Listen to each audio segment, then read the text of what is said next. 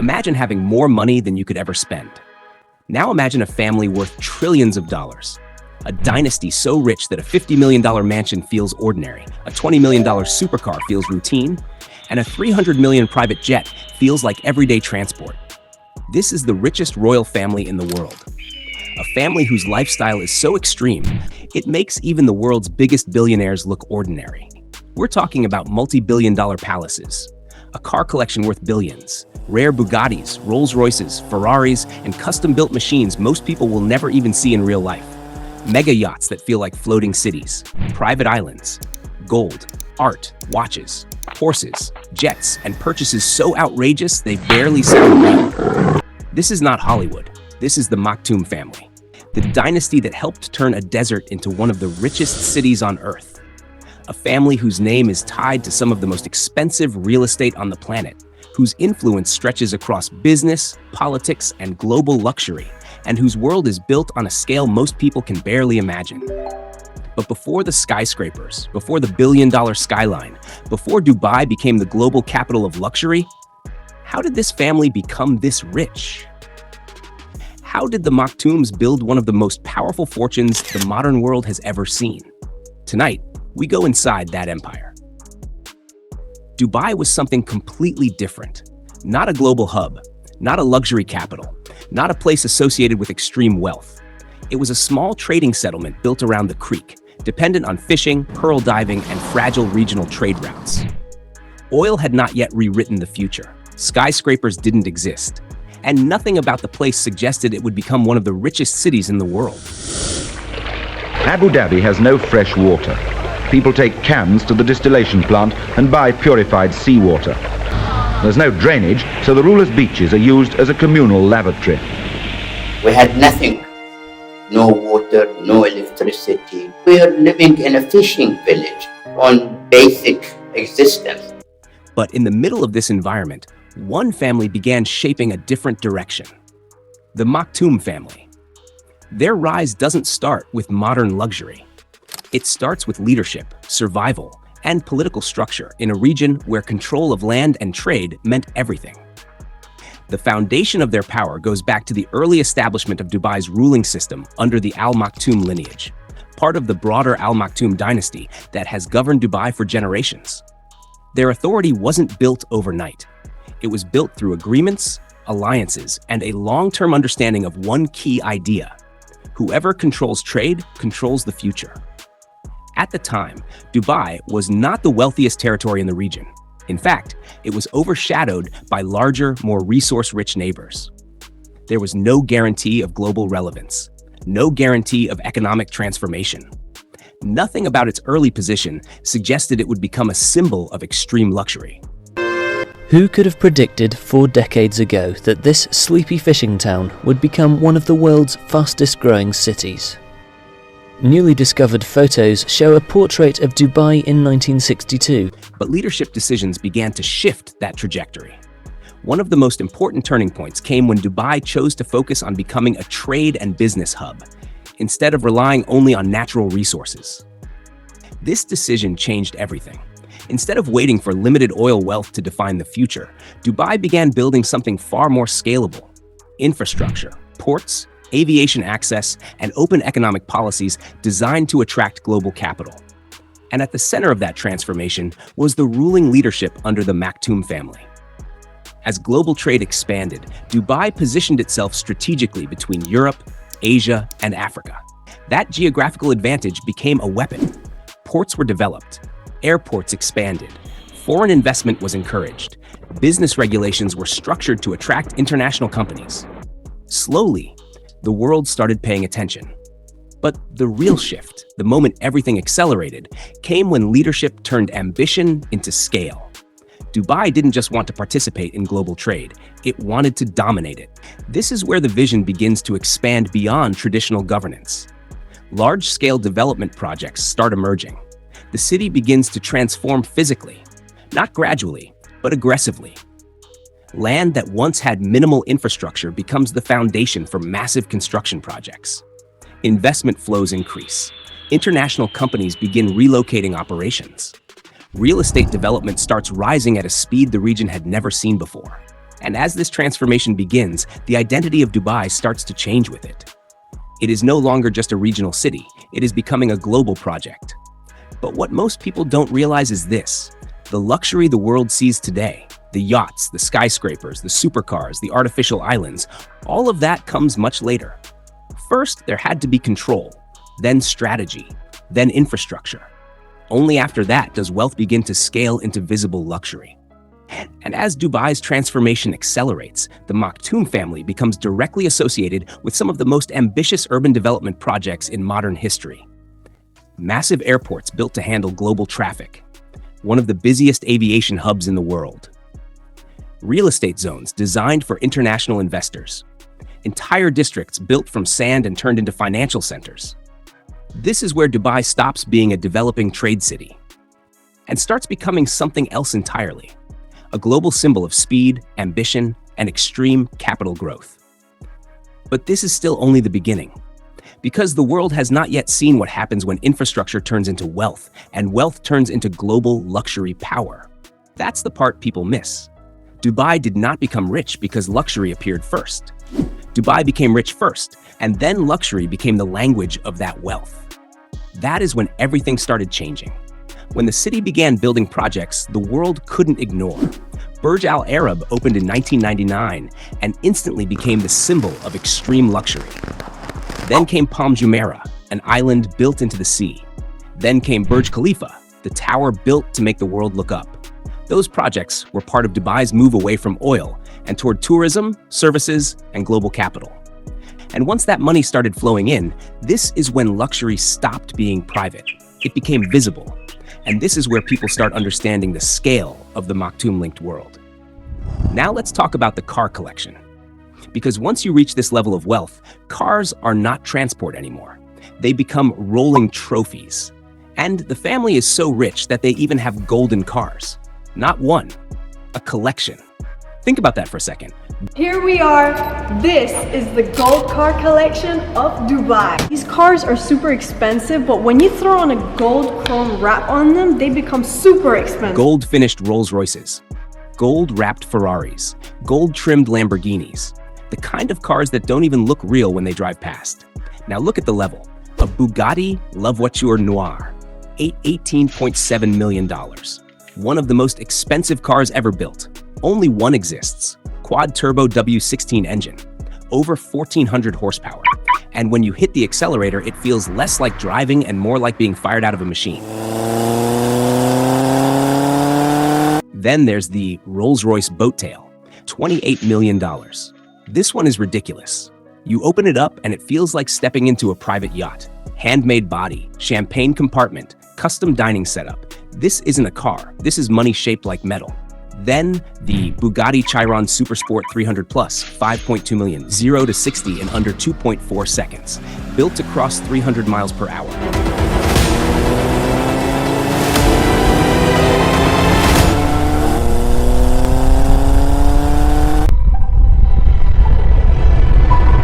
That is not speed, that is violence. Then add cars like Pagani Huayra BC, $3.5 million, Ferrari LaFerrari Aperta, $5 million, gold-finished custom Ferraris, around $2 million each, gold-finished custom Lamborghinis, around $2 million each, gold-trimmed Rolls-Royce Phantom builds, $1 million to $3 million each. Now this is where it gets crazy. It's not about one car, it's not even about 10, it's about multiple private garages across royal compounds and estates. That is why people talk about a car ecosystem that reaches around $2.5 billion. Here in Dubai, because all of the cars are gold. Gold, like crazy gold. Like chrome gold. You don't see that many gold cars in one place, guys. Like gold. 24 karat. And yes, when people say Dubai looks like a luxury showroom, this is why. Now, if you think the cars were insane, wait until you see the yacht collection, because the cars stay on land. The yachts tell you what wealth looks like when money stops caring about gravity. You say that money cannot buy happiness? Hey, Habibi, come to Dubai. Take the Azam, around $600 million, over 180 meters long, one of the largest private yachts in the world. When you see it from a distance, it doesn't even look like a yacht. It looks like a moving skyline. And the inside is where everything changes, because once you step inside, it stops feeling like a yacht. It feels like a luxury hotel that moves across water. Inside you get massive open atriums stretching multiple floors, ultra-luxury VIP suites designed like penthouse hotel rooms, full cinema room, spa and wellness areas, private dining halls for elite guests, a swimming pool built directly into the deck, helipad for direct landing access, entertainment lounges that feel like private clubs. This is not travel. This is living at sea in full luxury isolation. Other super yacht level assets in their world. Then there's the Eclipse, historically reported around $700 million. Helipads, multiple decks, luxury suites, private zones where the outside world basically disappears. That's the thing. At this level, yachts are not boats, they are private floating estates. Now the important part. It's not just one yacht, it's a fleet-level lifestyle system. Across the wider royal luxury ecosystem, there are ultra-luxury yachts in the $100 million to $300 million range, support vessels used for logistics and extended travel, secondary super yachts for private and official use. And each one is designed with the same principle. Maximum privacy, maximum comfort, maximum scale. The real point you need to understand. At this level, yachts are not about showing off. They are about control of space and privacy on a global scale. A place that once depended on pearl diving is now known for islands built into the sea, towers built to break world records, cars worth tens of millions, yachts worth hundreds of millions. That's why Dubai became different.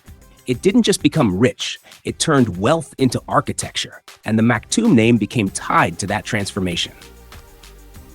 But here's where it gets even crazier, because if the cars and yachts are the visible part, the next level is what most people never really see. The private jets, the palaces, the land, the real estate empire. And that's where the scale gets truly absurd. And if you thought the cars were crazy, wait until you see what happens when this family leaves the road. Because this is where the scale becomes hard to even picture. We're not talking about one flashy jet. We're talking about multiple private aircraft, the kind of fleet that makes airports stop and look. One of the most talked about aircraft linked to the top of Dubai's elite aviation world is a custom Boeing 747, often valued at around $400 million in ultra-luxury VIP form. Think about that for a second. A $400 million jet, not a company jet, not an airline, a private aircraft. And this thing is massive, the kind of plane originally built to carry hundreds of passengers. But when converted into VIP use, the inside becomes something else entirely. Private lounges, dining areas, bedrooms, meeting spaces, the kind of interior where you can forget you're even inside an aircraft. And that's only one layer. There are also Boeing business jets, the kind that can easily cost $250 million to $300 million before the interior even starts getting customized. Then the larger ultra-rare category, VIP Airbus aircraft, can climb past $400 million once fully fitted out. Now that's the part people miss. At this level, it's not about owning a plane. It's about owning a private air system. One aircraft for long-range travel, another for regional movement, another kept ready for high-level official trips. That's why when people talk about the aviation side of this world, they're not talking about a private jet. They're talking about a fleet worth billions. And when one of those giant private aircraft lands, it doesn't feel like a normal arrival. It feels like power touching down. Now, if the private jets show you how they move, and then you realize something, that still is not the most valuable part, because the real money is sitting on land. Now let's talk about the palaces. This is where people really start understanding what Dubai did. When Dubai became a global capital for luxury, land became power. And once land becomes power, palaces follow. We're talking about private estates and compounds where the land alone can be worth tens of millions, and the finished property can move far beyond that. Massive waterfront homes, private compounds hidden behind security, properties built for privacy, scale, and pure status. In ultra-prime areas like Palm Jumeirah, individual luxury villas have sold for tens of millions of dollars. And once you step inside those top-tier homes, it starts making sense. Private beaches, indoor pools, huge glass walls facing the water, marble everywhere, Spaces built so large they don't even feel like houses anymore. They feel like private resorts. That's the thing about wealth at this level. And this is where it gets even crazier. Because these people don't just own expensive homes, they own multiple major properties, the kind of places where house is the wrong word. We're talking about palaces, compounds, waterfront estates, and land holdings. Take Zabeel Palace. This is one of the most recognized royal residences in Dubai. Massive grounds, long private drives, huge reception spaces, a property built more for state-scale presence than everyday living. And that's only one address. Then there's the ultra-prime real estate world around Palm Jumeirah. This is where some of Dubai's most expensive homes sit right on private beachfront. Glass walls facing the water, private pools, private docks, rooms opening straight onto the sea. At the very top end of that market, individual villas have sold for tens of millions of dollars. And that's before you even start talking about full custom interiors. Then look at places inside Mohammed bin Rashid City. That is why Dubai became more than a city. It became a symbol, a place where the world started coming to look at what money could actually build. And the Maktoum name stayed right at the center of that rise. But here's where it gets even bigger. Mohammed bin Salman and the Saudi royal family are believed to own some of the most expensive real estate in the world. From massive royal palaces to luxury estates and private compounds, their property portfolio is so large that some estimates suggest its total value could reach hundreds of billions of dollars, possibly even over $500 billion. And what's inside these palaces may be even more shocking. Custom-made furniture, rare marble, gold interiors, luxury artwork, and handcrafted designs imported from around the world. If the total cost of furnishing and maintaining all these royal palaces were ever fully calculated, some estimates suggest the figure could rival the annual budget of an entire small nation. This is a level of wealth very few people can even imagine. Projects that made Dubai look like the future. By now, you've seen the visible luxury. Now let's talk about the part that made all of it possible. Because this is where Dubai stopped looking like a city and started looking like a blueprint from the future. Not because of one building, because of projects so expensive, so ambitious, and so visually insane that the whole world had to pay attention. And this is where the Maktoum-led vision really changed everything. First, look at the scale of the ambition. Most cities expand with neighborhoods. Dubai expanded with mega projects worth billions of dollars each. Not millions, billions. And not hidden projects either. These are projects so big you can recognize them from space. Palm Jumeirah, about $12 billion. Now start here, because this is one of the craziest luxury projects ever built anywhere on Earth. A palm-shaped island built into the sea. Think about that. Not a tower, not a road, an entire island. Built with roughly 94 million cubic meters of sand and about 7 million tons of rock. The total project cost is widely cited at around $12 billion. And when you look at it from above, it doesn't even feel real. It looks like someone designed luxury with a ruler. A giant palm tree in the ocean, private beachfront villas, waterfront mansions, 5-star resorts, private marinas, the kind of place where even the normal homes would already count as ultra-luxury in most countries. Palm Jumeirah is often proclaimed the eighth wonder of the world. A symbol of creativity and ambition, this huge tree-shaped island was built from sand, rock, and sheer determination. This was not just construction. This was Dubai basically saying, we can build land where there was no land. And once Palm Jumeirah opened, the world understood something. Dubai was no longer trying to catch up. Dubai was trying to outdo everyone. Burj Khalifa, about $1.5 billion for the tower, and more than $20 billion for the wider district. Now, if Palm Jumeirah made people stare at the water, Burj Khalifa made the entire world look up. The tower itself cost around $1.5 billion to build. But once you include the wider downtown Dubai development around it, roads, infrastructure, luxury residences, fountains, commercial zones, the total broader development pushed past $20 billion. And this is the part people miss. It wasn't just about building the tallest tower. It was about building an entire luxury ecosystem around it. And when you stand there, it doesn't feel like one building. It feels like the center of a financial universe. Luxury apartments above, designer hotels below, the Dubai fountain, a skyline built like a movie set. That's why Burj Khalifa mattered. Not because it was tall, because it told the world, Dubai can build global symbols now. Please like and subscribe.